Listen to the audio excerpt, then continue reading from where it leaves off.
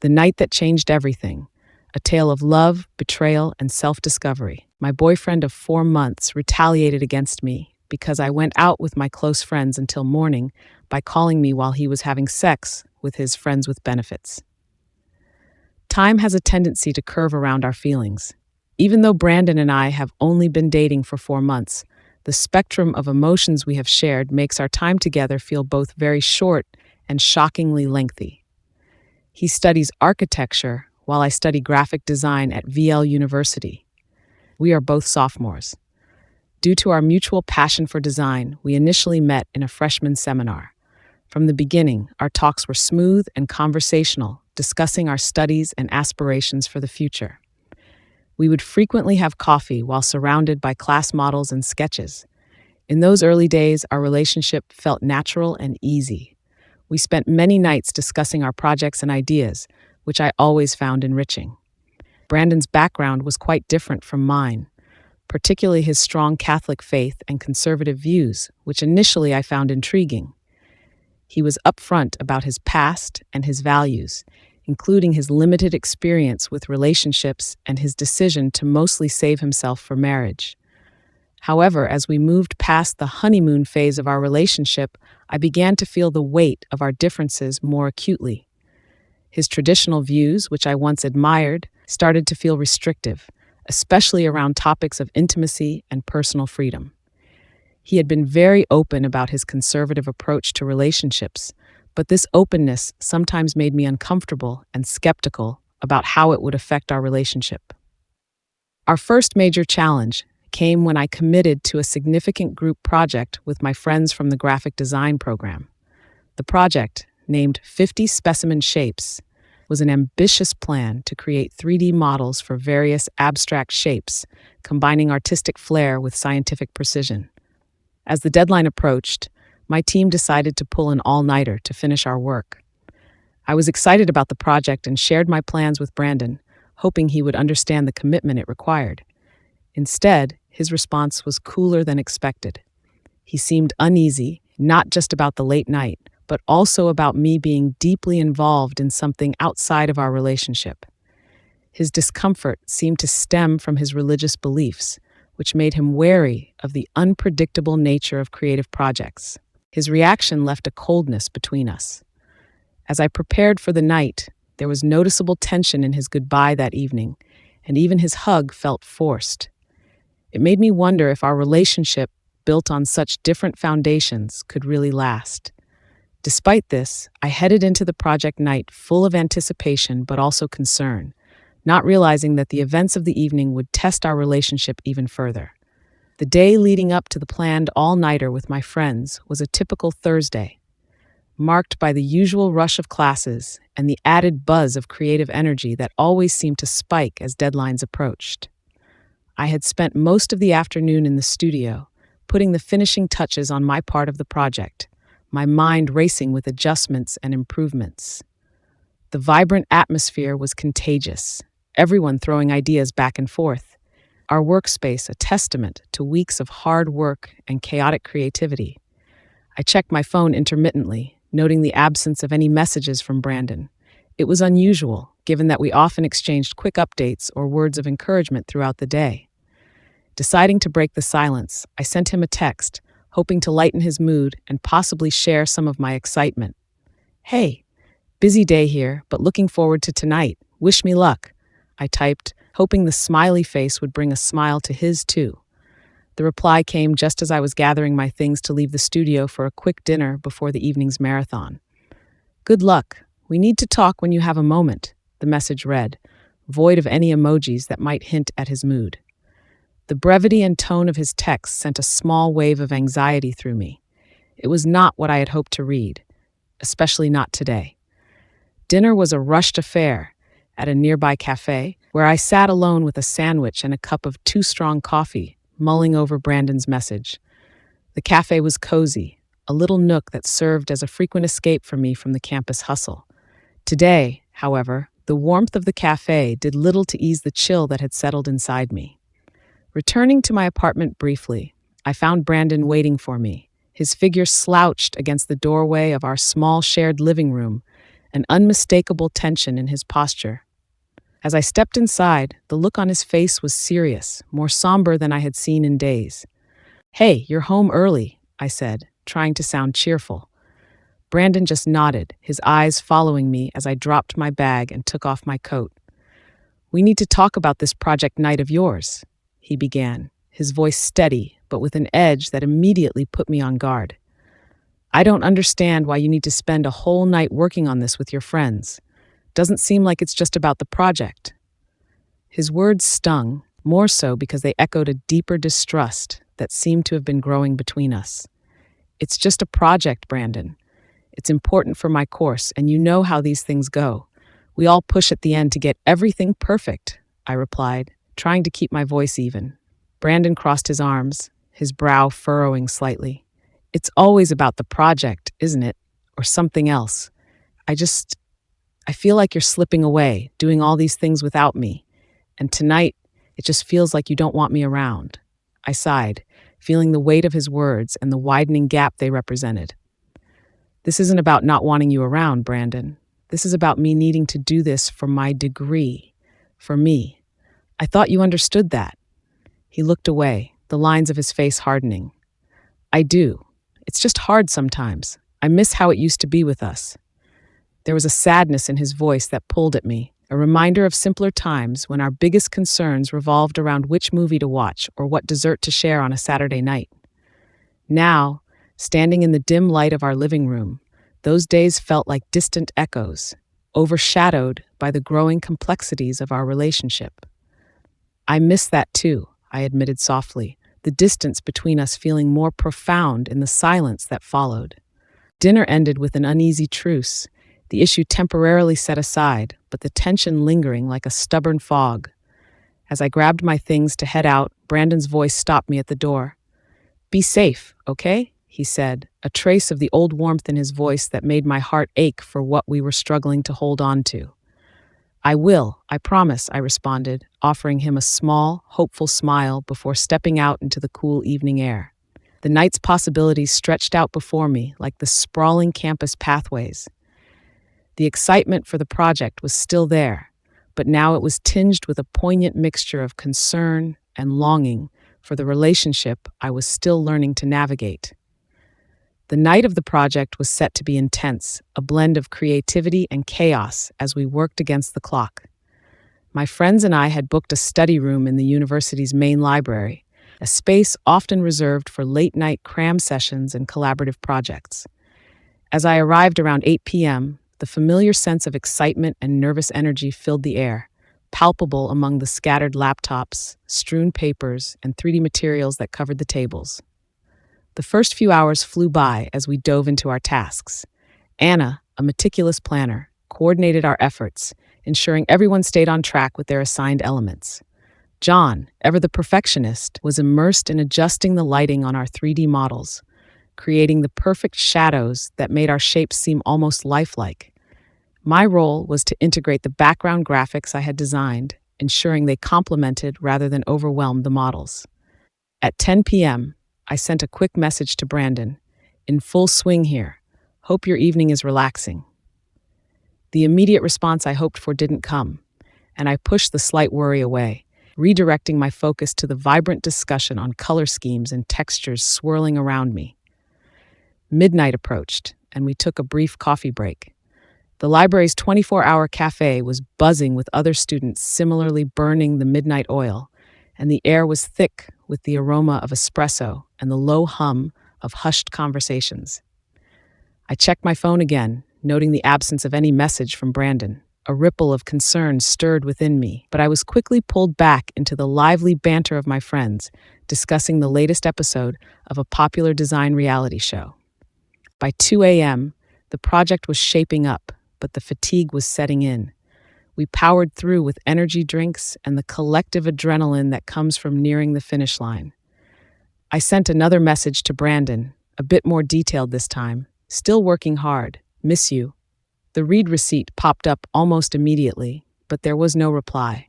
The silence gnawed at me, making the coffee seem a bit more bitter. As 4 a.m. rolled around, we were in the final stretch, adding the last touches to our project. The room was quieter now, the earlier excitement giving way to focused concentration and the occasional yawn. I sent one last update to Brandon, half hoping he'd respond with words of encouragement or at least acknowledge my efforts. Almost done here. Can't wait for you to see the final product. Love you. The lack of response this time felt heavier, more loaded. I stared at the screen for a moment longer than necessary, the glow highlighting the worry lines that had formed between my brows. Finally, around 5 a.m., we wrapped up our project. A visually stunning presentation of geometric and organic shapes stood as a testament to our hard work and collaborative spirit. There was a collective sigh of relief, mixed with pride, as we packed up our things. Despite the successful conclusion, my heart wasn't fully in the celebration. The unanswered messages from Brandon cast a shadow over my mood. I arrived home just as the sun was beginning to rise, painting the sky in hues of orange and pink. The apartment was silent, Brandon's side of the bed untouched, indicating he hadn't slept. On the kitchen counter, I found a note from him. Went out to clear my head. We'll talk when I get back. The terse note was unlike his usual thoughtful messages and did little to ease the knot of anxiety that had tightened in my stomach over the course of the night. The words, so stark and devoid of his usual warmth, felt like a cold draft through the room. It was not like him to leave such a terse message. Sitting at the edge of our bed, I felt the weight of the night's efforts on my shoulders and the heavier burden of an unresolved conflict waiting in the wings. The joy of our project's completion was tinged with a sadness that felt all too familiar lately, a reminder of how distant Brandon and I had become in such a short span of time. As I awaited his return, the excitement of the night faded into the background, overshadowed by the uncertainty of the conversation that awaited us. Brandon returned home late in the afternoon, the sound of the front door closing a signal that a confrontation was imminent. I could hear the muffled sounds of his movements as he hung up his coat and placed his keys in the dish by the entrance, each noise echoing slightly in the tense silence of our apartment. The atmosphere was charged, heavy with the anticipation of the difficult conversation that lay ahead. He found me in the living room, where I had been staring out the window at the cityscape, lost in thought and dreading his return. As he entered, his expression was unreadable, a mask that hid whatever emotions he had stewed in during his hours away. He paused at the doorway, his posture rigid, and then slowly approached where I sat. "So you were out all night for a project?" His tone was skeptical, laced with a bitterness that made me wince. The question felt like an accusation, a prelude to an argument I wasn't ready to have but knew was unavoidable. "Yes, Brandon, it was for my final project. You know how important this is for my grade," I responded, trying to keep my voice steady despite the fatigue and emotional strain. I didn't want to be out so late either, but we had to get everything finished. It's not something I can just put off. Brandon scoffed, shaking his head as he paced a few steps before turning to face me again. "All night, though, seems like a bit much for just a project. You could have done some of it at home, couldn't you? Why did it have to be an all-nighter?" His doubt stung, and I could feel the defensive walls building up inside me. It wasn't just me. The whole group was there. We needed to work together to get it all done. It's not something I can control. Everyone was counting on each other. He continued to look unconvinced, his arms folded across his chest as he leaned back slightly against the wall. "It just doesn't sit right with me. You being out like that, and not even a call to check in. How am I supposed to trust that?" The room seemed smaller with each word, the air between us thick with unsaid things and pent-up frustrations. I was so tired from this, so exhausted from the project and the sleepless night. "I'm telling you the truth, Brandon. I'm too busy to call, but I've texted a lot, but you haven't replied." Brandon's gaze hardened, and he let out a long sigh, a sound of frustration and disbelief mixed together. "I don't know. It just doesn't feel right. Something about this doesn't add up." The conversation spiraled from there, with each of us rehashing old grievances and misunderstandings, our voices rising and falling in a familiar dance of conflict. Despite my attempts to explain the necessity of the night out, Brandon remained skeptical, his trust seemingly eroded by the incident. As the discussion wore on, I felt a profound exhaustion wash over me, not just from the lack of sleep, but from the constant battle to justify my actions and intentions. It was draining, this feeling of having to defend my commitment to both my education and our relationship. And as the afternoon light began to fade, so too did my resolve to keep arguing. Finally, I stood up, a gesture that paused our heated exchange. "I need some rest, Brandon," I said quietly, the fight gone from my voice. "I'm sorry you feel this way, but I've told you the truth. I hope you can believe me." Without waiting for his response, I turned and headed towards our bedroom, leaving Brandon in the living room, surrounded by the silence that quickly filled the space I had vacated. The unresolved tensions remained, a silent specter in our home, as I closed the bedroom door behind me, seeking refuge from the turmoil and a few hours of much-needed sleep. As the gentle colors of the morning light pierced the darkness, I looked forward to a peaceful morning to relax after the strenuous project session. However, the sudden ringing of my phone shattered the quiet of our apartment, catching me off guard. It was Brandon. Considering the time and the tense messages we had exchanged earlier, I prepared myself for a challenging conversation, but I was still utterly unprepared for the events that were about to unfold. "Hello?" My voice was groggy, tinged with sleep and anxiety. The sounds that met my ears were not words but moans, distinct, unmistakable sounds of intimacy. My mind raced as I tried to process the audio assault. Confusion gave way to a horrifying realization as Brandon's voice came through the line, breathless and cruel. "I wanted you to hear what you've been missing," he said, a hard edge to his whispered words. The background noise didn't subside. It was clear he was not alone. The shock hit me like a physical blow, knocking the air from my lungs. My hand trembled as I held the phone, my heart pounding with a mixture of anger, hurt, and disbelief. How could the man I loved subject me to such a deliberate act of humiliation and spite?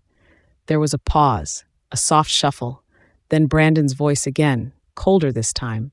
"Because maybe now you'll understand how it feels to be unwanted," he said before the line went dead. The phone slipped from my numb fingers, clattering against the hardwood floor.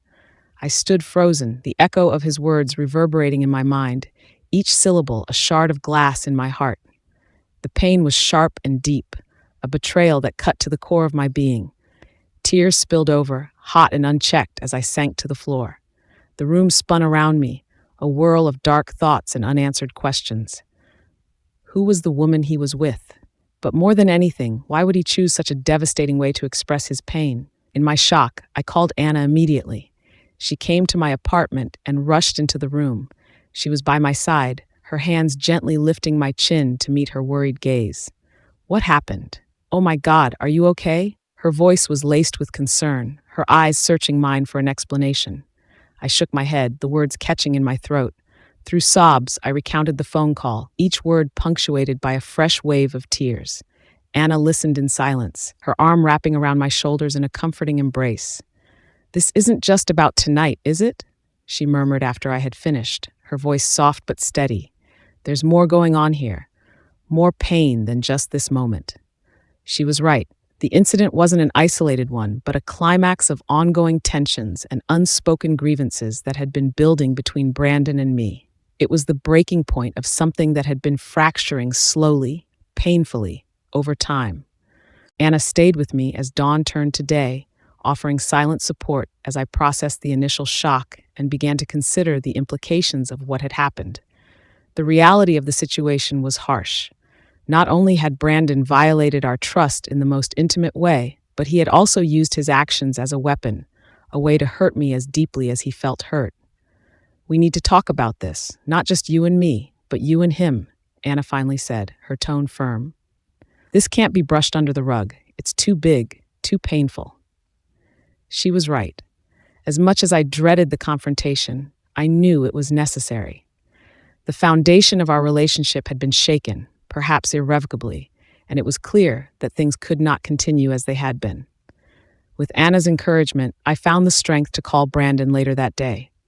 My voice was steadier than I felt, bolstered by the conviction that I deserved better than the cruelty he had shown. "Brandon, we need to talk," I started, my words clear despite the tremor of emotion that underlaid them. What you did this morning was beyond hurtful. It was destructive. There was a heavy silence on the other end before Brandon responded, his voice subdued, lacking the harshness of earlier. I know, he admitted, and for a moment I thought I heard a hint of regret from him. I was angry, hurt. I had no idea how else to show it, so I did that. Brandon, hurting me like that, making me listen while you were with someone else, that's not a way to solve anything. It's just causing more pain, I continued, my voice firm but shaking with the weight of my emotions. I know, he repeated, his voice low. I wasn't thinking. I just felt so disconnected from you, and I don't know what I thought. I'm sorry, truly. His apology was a start, but the road to healing seemed long and fraught with potential setbacks. The trust between us had been deeply damaged, and I was unsure if it could ever fully be restored. After the phone call with Brandon, I retreated to the safety of our bedroom. The four walls felt like a sanctuary from the chaos and emotional turmoil that had erupted in our living room. Lying on our bed, I couldn't shake off the deep-seated sadness that clung to me, nor the images of Brandon's face twisted with accusation and mistrust. My mind spun in circles, reflecting on the spiraling decline of our relationship. It was a cycle of tension and misunderstanding that seemed to repeat itself with increasing intensity. I thought back to the early days with Brandon, when each moment together was filled with laughter and spontaneity. Those memories now seemed like echoes of a distant past, a stark contrast to our current reality, where smiles were rare and silences were loaded with unsaid grievances. It wasn't just the lack of trust or the painful confrontation that morning. It was the realization that I no longer recognized the man I had fallen in love with. He had become a stranger, one who could willingly inflict pain with such calculated indifference. As I lay there, a mix of exhaustion and despair washing over me, my phone buzzed with incoming messages. Reluctantly, I reached over to check it, finding texts from Anna and a missed call from my sister, Leah. I dialed Leah back, needing the familiar comfort of her voice. "Hey, Leah," I began, my voice cracking slightly.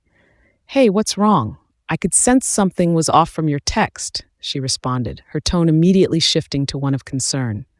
I recounted the morning's events, the call from Brandon, and the painful words exchanged. Leah listened silently, only interjecting to ask clarifying questions. When I finished, there was a heavy pause. "That's just cruel, you know? It's not like you to tolerate this kind of behavior, not from anyone," Leah finally said, her words firm and straightforward, mirroring my own thoughts. It was a reflection of how far I had strayed from the person I used to be, someone who valued self-respect and mutual understanding above all in a relationship. "Yeah, I know. I don't even know who he is anymore," I admitted, feeling the weight of my own words. "I can't keep going like this. It's draining me, Leah." "It's not healthy. You deserve so much better," Leah replied, her voice soft yet insistent. "You need to think about what you really want moving forward. Not just for the sake of the relationship, but for yourself." Her words sparked something within me, a flicker of determination amidst the confusion. It was a call to reclaim the parts of myself that I had neglected in my attempts to salvage our faltering relationship. I needed to reflect on what I truly wanted, not just drift along in the current of Brandon's moods and accusations. Later that day, I met with Anna for coffee. As always, she was a grounding presence, someone who could always cut through the noise and help me see things more clearly. As I sipped my coffee, Anna laid it out plainly. "Everyone sees it, you know. You're not yourself anymore. You're always tense, always worrying about how to navigate around Brandon's feelings. When's the last time you did something just for yourself, something that made you happy?" Her question hung in the air, stark and challenging. I didn't have an answer, and that in itself was telling. "He's changed, Anna. Or maybe I'm just seeing the side of him he's hidden all this time," I said, the realization bitter. "Maybe," Anna agreed, her brow furrowed in thought. "But more importantly, what are you going to do about it?" That was the question, wasn't it? What was I going to do? The thought of continuing in a relationship where I felt so undervalued, so misunderstood, was unbearable. Yet the thought of ending things, of stepping into the unknown after all we had shared, was daunting. Over the next few days, I took time to myself, reflecting on my values, my needs, and my future. I thought about the kind of love I wanted, the kind that was nurturing, respectful, and joyful. It was clear that what Brandon and I had now was far from those ideals. The love had been overshadowed by resentment and pain, a far cry from the partnership I envisioned. I realized that moving forward alone was a better path than staying in a relationship that had lost its way. It wasn't just about finding happiness, but about preserving my self-respect and rediscovering the strength I had before the relationship consumed me. With a heavy heart but a clear mind, I decided it was time to end the relationship with Brandon. I needed to express my decision, not out of spite or anger, but from a place of honesty and self-respect. I hoped that he would release me, that he could see the necessity of the choice I was making.